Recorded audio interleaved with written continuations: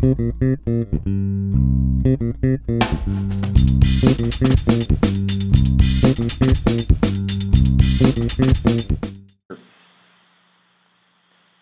AP Bio students. This is a little review of nucleic acids. I know we shortchanged nucleic acids a little bit in class today, and I wanted to make sure that you understand our fourth class of organic molecules.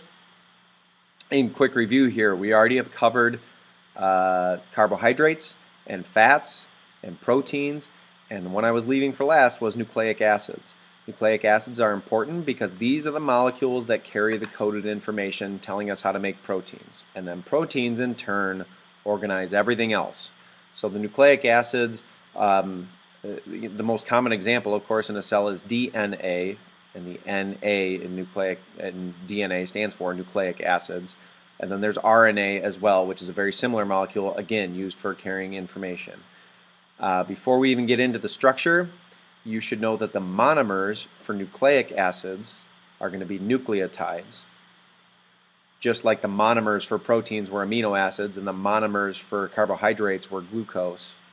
The monomers that we're going to be talking about with nucleic acids, that's going to be our nucleotides. So let's take a look at nucleotide structure.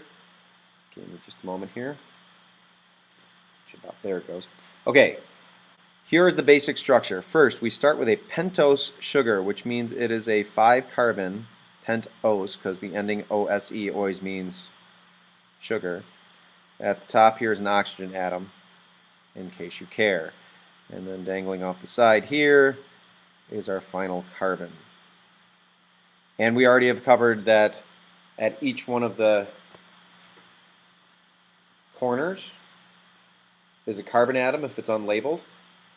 And if nothing else is coming off of those carbons, we assume that the 4 bonds are filled with hydrogen. What else do I want you to know here? Carbons get numbered. And they're usually numbered in kind of an interesting way. For right now, this was kind of oversimplifying things, but for right now, I want you to know that they're numbered from where the most complex chemical group hooks on. That's really kind of not exactly true, but it's not exactly a lie either. So see how I'm numbering these carbons all the way around? And then this one is our 5' carbon. How you would say those numbers? This is 1', 2', 3', 4', 5'. That's going to be important when we start talking about the directionality of nucleic acids, how they behave when we start talking about transcription and translation. The number 1 carbon over here is where we hook on our little flag on DNA or RNA. And by little flag, I mean the part that's actually the code carrying part. So we could say that this is a nitrogen base. Nitrogen base. These parts would be the A's, T's, C's, G's that spell out the genetic code. Carbon number 2, nobody cares about. Carbon number 3, the 3' end, there's going to be dangling off of here a hydroxyl group. That's important because that's an easily bondable opportunity. This is how we're going to make a polymer out of this monomer in a little bit, because you know that dehydration reactions are going to be able to link these things together. Hanging off of this 5' carbon here is going to be a phosphate group. So that's a PO4. That dangles off of the top there. Okay? So a hydroxyl group here, a phosphate group here. It turns out that if we get a couple of these whole units together, the phosphate group can do chemistry with a hydroxyl group, and we can link them together during a dehydration reaction. That's as much as I really need you to know for right now. This entire unit, the whole thing, that whole thing is called a nucleotide.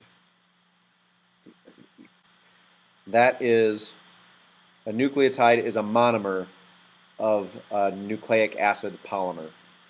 So I can take nucleotides and string them together, and what I end up with is a molecule that looks like this.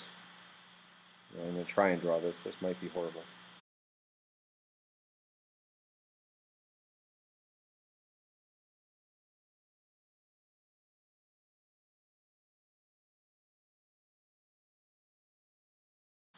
What I end up with is a molecule that looks like this.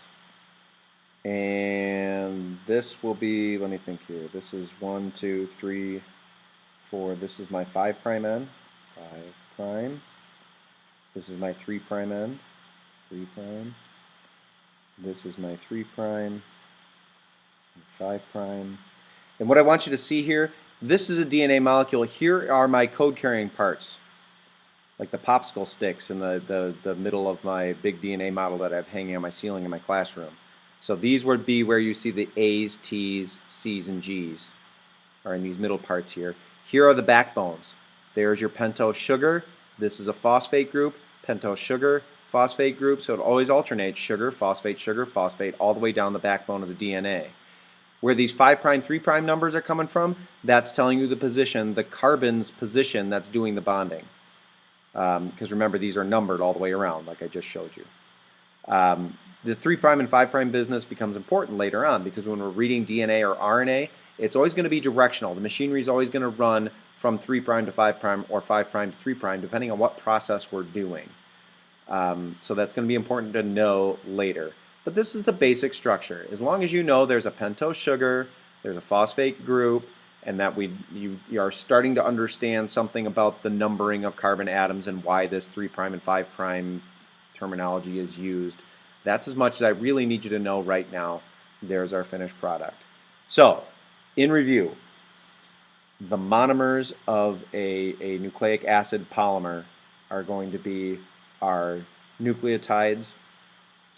And I join nucleotides together during dehydration reactions to build the polymer of these nucleic acids. And our best examples of nucleic acids are DNA and RNA.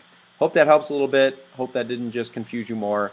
If you have questions, of course, email me anytime. My email address is james.rissy@wsdpanthers.org.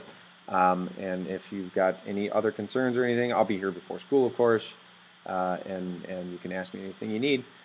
Hope that helps. Make sure you study. I'll see you on Monday.